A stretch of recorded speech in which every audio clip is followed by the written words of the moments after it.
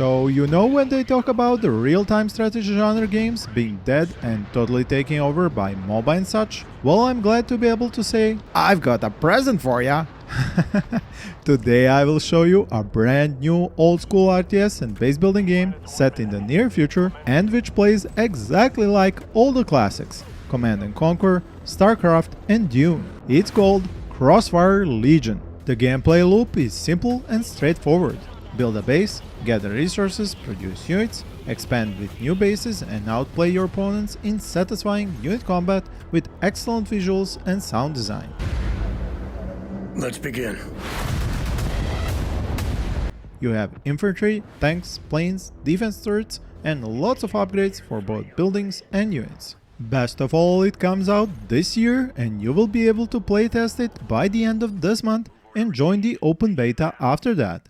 More info on that later. The developers of this game are Blackbird Interactive, the studio behind Homeworld, Deserts of Iraq, and very same ones working right now on Homeworld 3. They are the people who created Homeworld and are long-time veterans of Relic Entertainment. Crossfire Legion has a bunch of elements you will recognize from your favorite RTS games.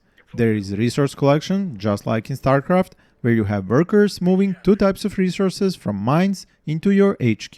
There is a population limit, which you increase by building specific buildings, just like in Warcraft and StarCraft. These buildings actually improve combat abilities of your defensive structures when built near them, so they don't just take up space at your base. One great user interface feature I want to mention is that you can actually give your construction unit an order to produce multiple buildings in a row, reducing the need to constantly go back to base and order up new buildings.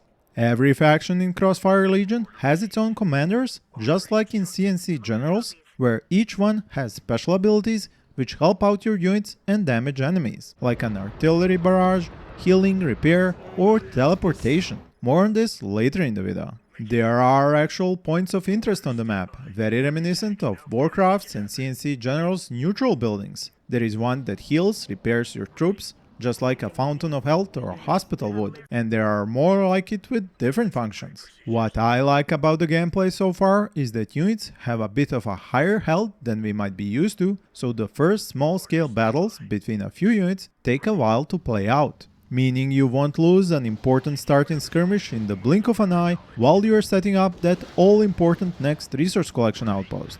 Almost all the units have their own abilities and some have multiple ones, so this will add quite a dynamic to the gameplay. Players will have to learn which units are most dangerous on the battlefield and take them out first, while defending, or depending on how you look at it, the attacking player will have to defend those units at all costs. Another extra gameplay system, which is aimed at customizing your units, is the card system. It allows you to change your units before going into a match. It's somewhat similar to what we had in Warzone 2100 and Forge Battalion. There is no other details about it and it is not available in the technical test yet, so we will know more once it is introduced into the gameplay.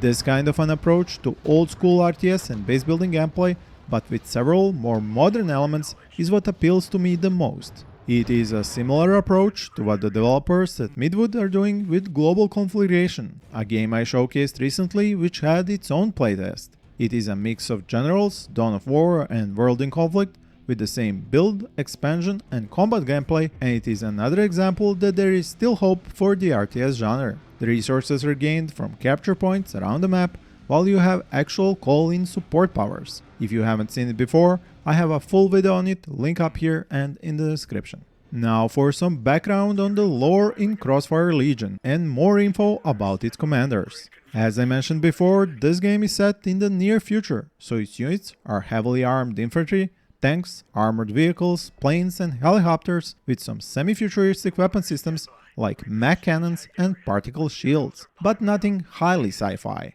There are 3 rival factions in the game, each with a different ideology, which fight over the world as society crumbles. 2 of these factions, Blacklist and Global Risk, have been revealed, while the third one will be added, at least by the current roadmap, in February, and there are some indications that it will be a far less organized faction. This is totally opposite to the Global Risk faction, which is a mercenary organization commissioned by world governments as a means of settling global disputes. They fight from a distance with a wide range of specialized units that work together in deadly combos. This faction is what you call the good guys in this universe, and it acts as a counter-terrorist force aimed at dismantling the Blacklist faction. And indeed, the Blacklist faction has no lack of extreme elements within its organization because of the fact that it was formed by a secretive group of disillusioned ex-mercenaries from Global Risk. They rely on fast-moving and hard-hitting guerrilla tactics, don't have large numbers, and can traverse the map quite quickly. There will be a narrative-driven campaign which will let you learn more about this world, its factions and characters. The first 4 narrative-driven missions will be part of the early access launch version of Crossfire Legion, and more missions will be added during future development. Do note this is not a totally new universe, as there is a currently massively popular franchise in Asia called Crossfire, which is an FPS. As for the commanders, there is a large roster of those you can pick from both the Blacklist and Global Risk, but the list is currently limited for the playtest. Each commander has his own special abilities which are used in battles. For example, the commander Cardinal, who is basically a hothead in a bottle from the Global Risk faction, has fire at will and rally abilities. The former is an artillery barrage which does great damage to units in a limited area of effect, while the latter gives your targeted units a short bonus to rate of fire and even heals them a bit. Another example is Commander Phoenix, who single-handedly turned the Blacklist faction from a guerrilla organization into a coordinated fighting force. He can also heal units, but by deploying an outpost on the battlefield, and has the recall ability that teleports targeted units to a building called a Ghost Core Outpost, which you can plant anywhere in your unit's field of view, and it even puts those units into stealth mode once they emerge from it. So what are the game modes you can play in with these commanders? Well, there is quite a spread actually, as Crossfire Legion is full of exciting multiplayer modes that will test both your strategic understanding of the battlefield and your skills as a unit combat tactician. Before I go into the details of these modes, I would like to ask you to hit that like button if you have been enjoying this video, comment about your favorite RTS game, and subscribe if you want to see more videos like this one in the future. First, there is the classic versus multiplayer mode, where you experience the basic gameplay, build your starting base, produce units, secure new resource mines, expand, get a bunch of more units, upgrade them, and blast your enemies until you destroy their main base. You can play in teams of up to 3 players or as skirmish against the AI, and choose all the map settings. If you play against other human players, then you will be able to climb the multiplayer leaderboards through a season-based progression system, which will be implemented at some point. To help you get better, you will be able to review your last battle using a built-in replay system, something players of StarCraft and Warcraft are well familiar with. The second game mode is called Operation Thunderstrike. Here, you play cooperatively with other players to build a base and fight waves of progressively more difficult AI-controlled enemies while trying to protect or escort a target. There are actual side missions which show up, and if you successfully finish those, you get extra aid for your main mission. Naturally, if you lose your base or fail to protect the target, you lose the match. The third game mode, which there is info about right now, is called Payload. Here, players are set in opposing teams and fight for map control while trying to secure crates falling from the sky. These crates contain payloads and power-ups. If you manage to escort 3 such payloads to your opponent's base, or just outright destroy it, you win. It provides an interesting dynamic because you can choose to chase power-ups or payloads. Another thing the game will bring is the ability for players to create and share their own maps and modes using the level editor tool. Since the game will be published on Steam, there will also be Steam Workshop integration. This will let you find custom community-made challenges on fresh maps.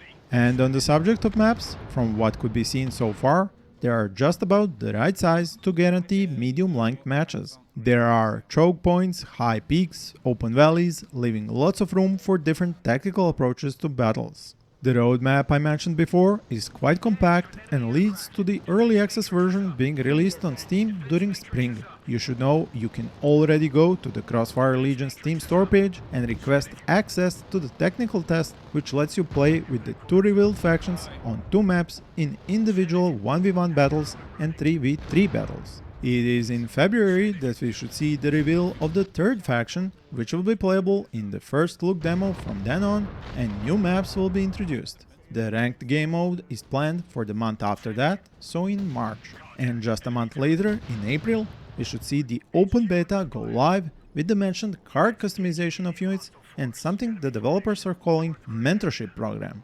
Big question mark there. In that open beta, there should be many more maps and game modes. The only thing that is not known is the expected date for early access launch and the addition of single-player campaign and co-op scenario missions along with the map editor. Since I mentioned editing, and if you love to tinker with your units in these kinds of games, you should take a look at Era 1.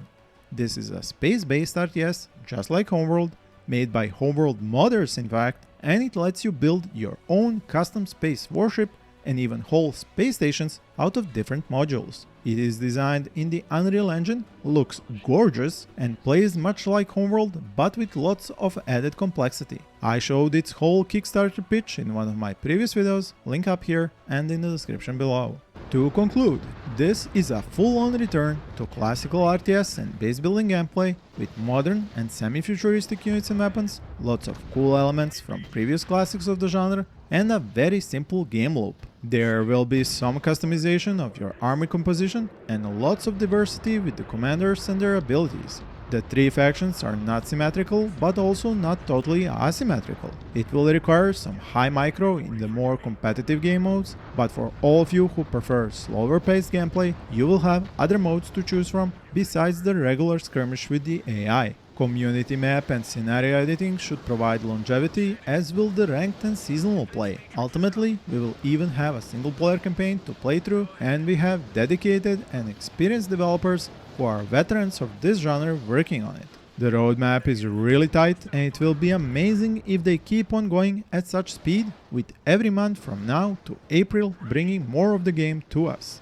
I must say that this is starting to look like a proper resurgence of real-time strategy games, especially those with base building. There is even a new Settlers game with a closed beta you can join, which starts on the 20th of January, full release on the 17th of March. That and indie RTS projects I told you about during this video, like Global Conflagration and Era 1, really show great promise for our beloved fast-paced strategy genre. There are more promising projects such as those like Ephemeris and Dustfront from single-lone developers, or from whole studios like Ardent Seas, Commanding Nations, Edge of Chaos, and Units Under Attack. Working title on that one. I will do my best to give you all the latest on these games, just like I did in this video with Crossfire Legion, and follow their development with you. Thank you for watching, and see you on the battlefield, Commanders!